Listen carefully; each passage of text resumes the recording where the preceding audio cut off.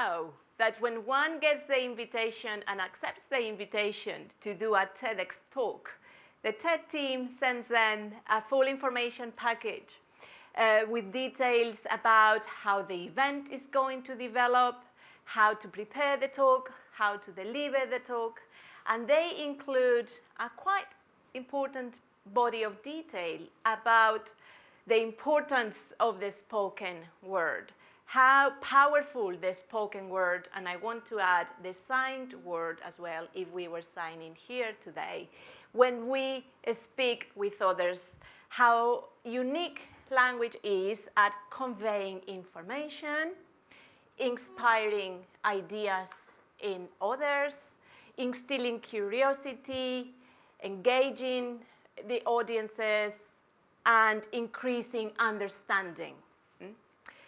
Of course, none of this is breaking news for me because I am a linguist, but it is very much appreciated because the power of language, the importance of language is very much under-recognized.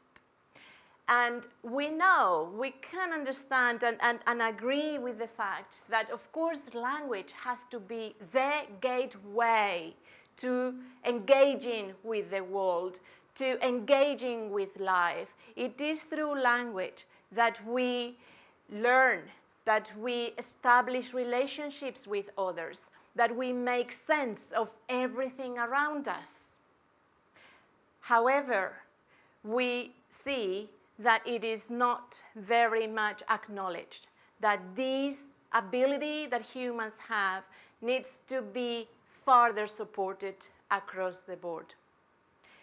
Educationists know, and language science experts know, that language itself can become one of the most stubborn barriers for our kids to engage with the world and engage, among other things, with learning.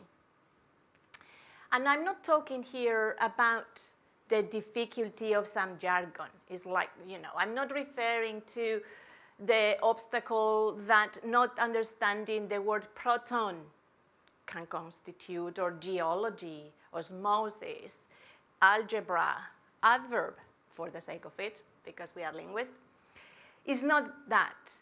I'm talking about how the language itself, the nature of language, the structure of language, what we use, our main means to communicate knowledge, can become a barrier itself. That can be the obstacle itself.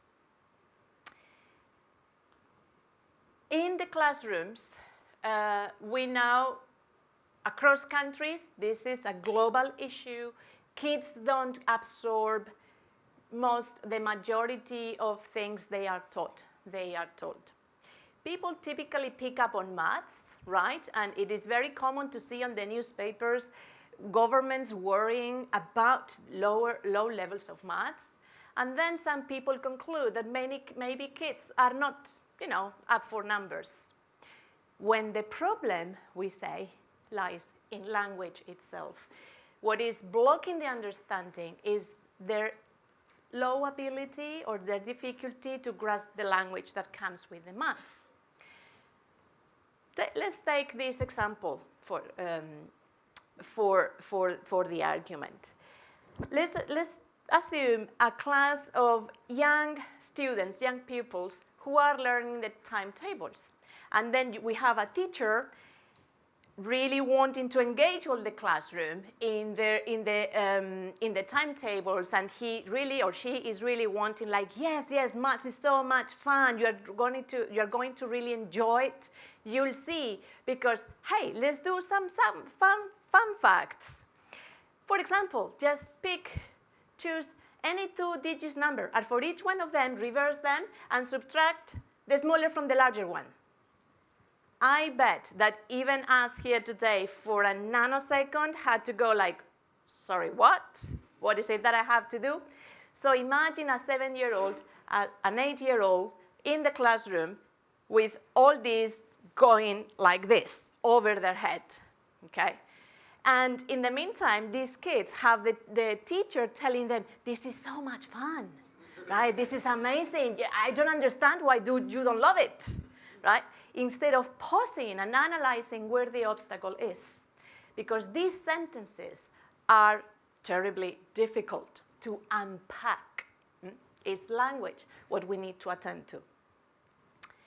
But there is more, because it is not only these average cases that we are contemplating here.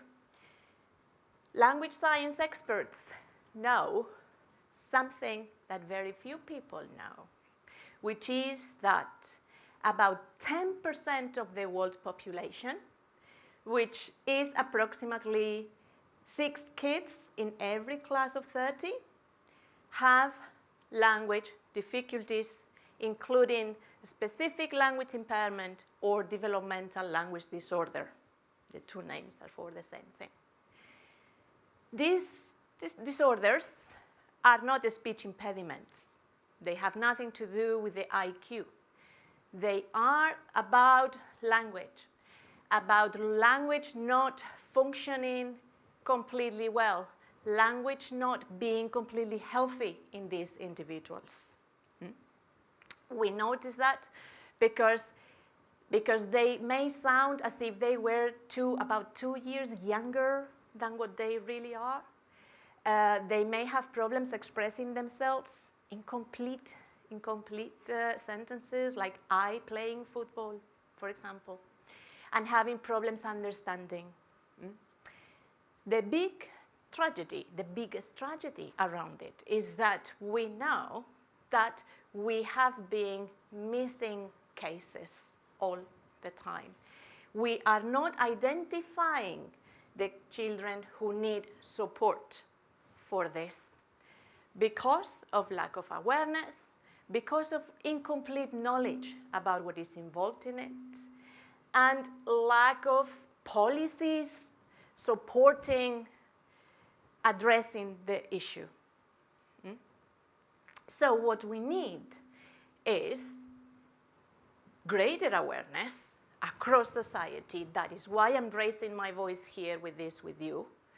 And better ways of learning how to spot the issues, and greater teams, because these issues are complex, we know. So of course we need speech and language therapists, psychiatrists, neuropsychologists, pediatricians, but we cannot leave out a group that is sometimes forgotten, and that is the group of linguists. So what is a linguist? I'm not going to ask you that question. I've been at the receiver end many times, so who are you? What do you do for a living? At many parties, I am a linguist, and then an awkward silence follows, because it's like, okay. Luckily for me, I sound completely foreign. So the follow-up question is easy for the person. All right, that's interesting. Where are you from? That's easier. So who are the linguists? Linguists are those who study the intricacies of language. If language were a building, we would be the people who knew where the pipes are, where the electric wires are, where the main pillars are. So if there is a leak, we would be the ones to call, because we would know where the weak points are, where the hinges are. Language is a very complex object. Linguistics has many different areas, but I want to bring your attention to, with these slides, to those who focus on precisely what I've been mentioning just now, the structure of our speech. Right? Human language is very interesting, it's very funny, because what we perceive is one word after the other. Right? So you could think that that is how words relate to each other. So there is a word that relates to the neighbor, and then that one to the other neighbor, and so on and so forth. But that is not how language works. Part of that is true, but the defining properties are established through an invisible scaffolding that holds all the words together and allows the words to establish relationships with them beyond the neighbor. And this is where this is the moment when I'm going to ask you for a little bit of patience. Bear with me with some slides like this. There are only 2 or 3. What I want to show you here is 2 very similar questions, right? It's two similar sentences. We need to focus now only at what appears at the top. Which boy hit your friend? Which boy did your friend hit? Apparently, from the top, on the surface, this is what we would be hearing and perceiving. They are very, very similar. And now I want us to focus on the fact that in languages like English, when you are asking a question, you typically see the question word at the very beginning, right? It's like, what did you say? Where did you stay for dinner, right? So here we see the WH at the top. What the scaffolding wants to show, and this is, by the way, what we call a tree, and that is why I have that in the background. But this is a scaffolding. Think of it as a scaffolding of a building. What we see is that the structure captures and registers different relations with the action word. In the first one on your left, which boy is the performer of the action, right? Is the performer. In the one on the right is the receiver of the action. So who hit whom is different in each one of these. If this is the case, and if we need to bring the WH to the top, let's assume this with me. This is what we do. So we raise the WH to the very top. Then we observe, given this idea and hypothesis, that the WH items do a very different kind of journey. For one, the journey is shorter. It has to be easier. For the other one, on the right, which boy did your friend hit? The journey is longer. It has to travel farther. It has to cross more stops there. So linguists anticipated these kind of sentences, given this structure, given this scaffolding, given the way that the pipes are organized, has to be more difficult for acquisition. It has to be more difficult to acquire, to grasp.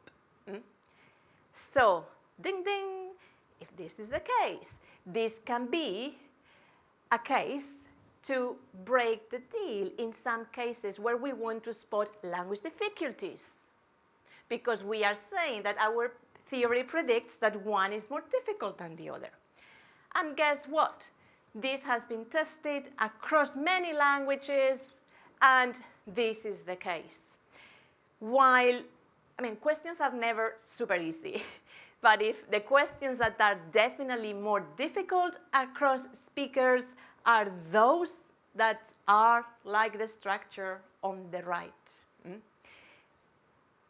Kids, children and young people with developmental language disorders have real problems with this kind of scaffolding. Real problems with it. And remember that we needed the linguist because the scaffolding is invisible. So unless you are trained to hypothesize and to play with these kind of ideas and algorithms, we wouldn't be seeing it, okay? The hypothesis to design the subsequent experiment wouldn't be there. That's the last slide. So, from me. So what I want to say with this is that if we are serious about addressing this global challenge of improving language support, detecting language difficulties, we need to have everybody on the case. Everybody who knows something about language, and linguists are one of these groups. We want to have the best teams so that we can get the best results out of that.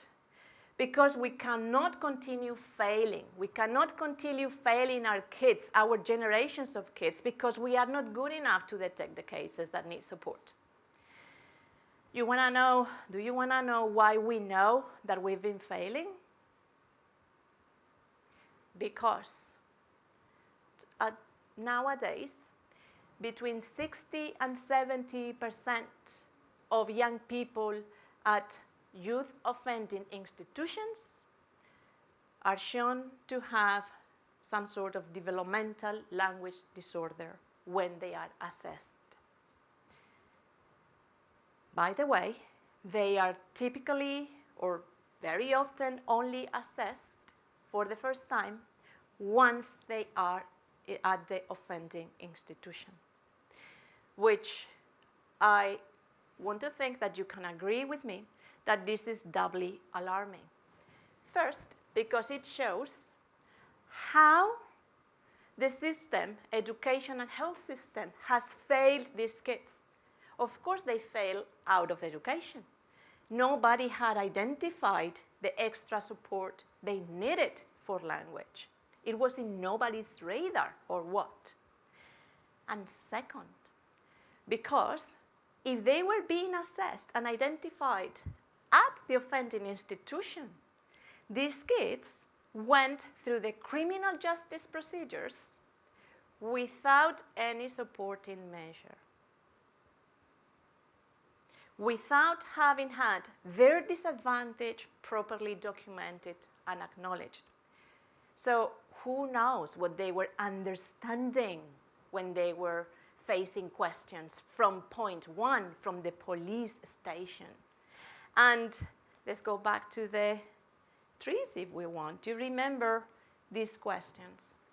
Which boy did your friend hit? I think this is a question that very easily can come up in one of these interrogations and interviews, right? We know that people with this kind of language difficulties don't understand them. So who knows what they were saying as an answer? What kind of answer they were given? Who was supporting these kids? So what I want to do here now is to call the attention of politicians and policymakers to take language seriously and language difficulties seriously, to think language first across the globe, because this affects all countries alike. And I hope you can all join me in raising awareness across society about the importance that language has in the life and the future of our kids. So I thank you in advance. Thank you.